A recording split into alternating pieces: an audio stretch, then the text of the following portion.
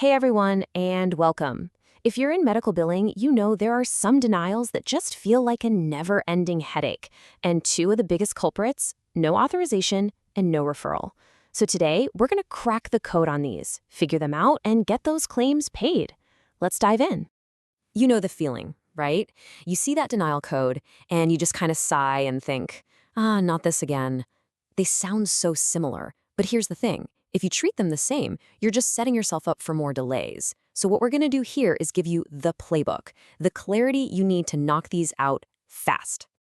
So here's our game plan. We're going to start by getting the basics down cold.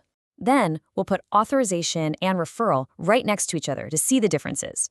After that, we get to the fun stuff, the pro moves, the key rules and exceptions. And we'll wrap it all up with a step-by-step action plan and the big takeaways so you can really make this stuff stick. All right, you know how it is. To fix any problem, you got to start with the fundamentals. Getting these two definitions straight is, without a doubt, the most important first step. So let's kick things off with pre-authorization. Okay, first up, pre-authorization. The easiest way to think about this is like getting a financial green light from the insurance company. Before a doctor does something big, usually something expensive, they have to get the okay from the payer. The insurance company is basically saying, yep, we agree this is medically necessary, and we're good to pay for it. The two key things to remember are this comes from the insurance company, and it happens before the service. Now, a referral, this is a totally different animal. An authorization comes from the insurer, right? Well, a referral comes from the patient's main doctor, their primary care physician, or PCP. You can think of the PCP as the gatekeeper of the patient's care. A referral is just that doctor officially sending or referring the patient to go see a specialist. You're going to see this most often with managed care plans, especially HMOs, where that PCP is coordinating everything. Okay, so we've got the basic ideas down, but now let's put them side by side. This is where the light bulb really goes on, and you can see exactly how different these two things are. This next slide is really the key to the whole thing. This chart just lays it all out perfectly. Let's go through it. First question, who approves? For an authorization, it's the insurance company. For a referral, it's the PCP. Simple enough. Next, when do you need it? Well, authorizations are usually for the big ticket items. Think major surgeries, MRIs, that kind of thing.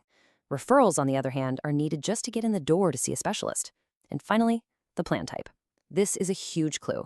Authorizations can be required by all sorts of plans, but referrals, that's the classic calling card of an HMO plan. All right, basics mastered. Now it's time to level up. This is where we go beyond just knowing the definitions. We're about to get into the expert-level strategies, the little exceptions and rules that are really going to help you get those tricky claims paid. Here is your #1 pro tip. The second you see a no referral denial, your brain should immediately jump to one question. What is the patient's plan type? Seriously, that one little piece of information is going to tell you exactly what to do next.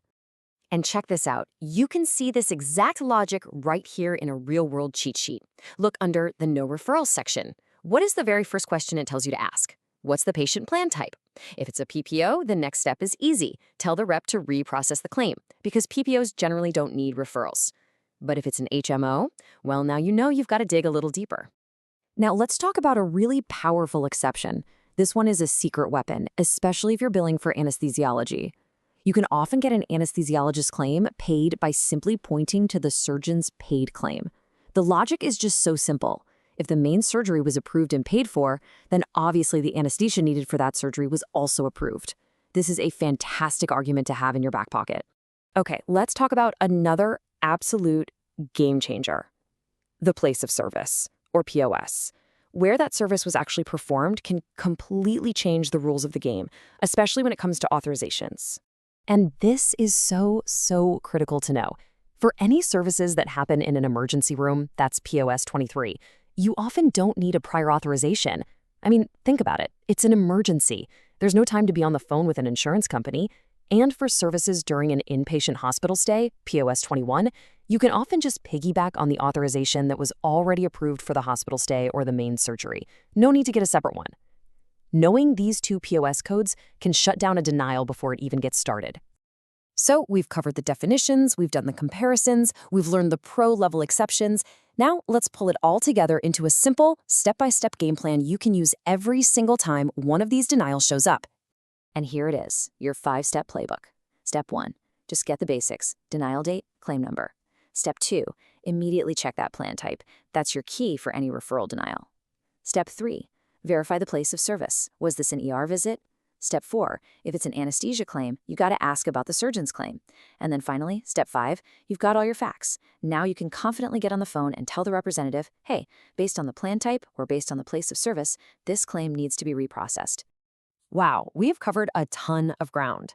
So let's just boil it all down to the absolute must-remember highlights. These are the core ideas that are going to make you a pro at handling these denials.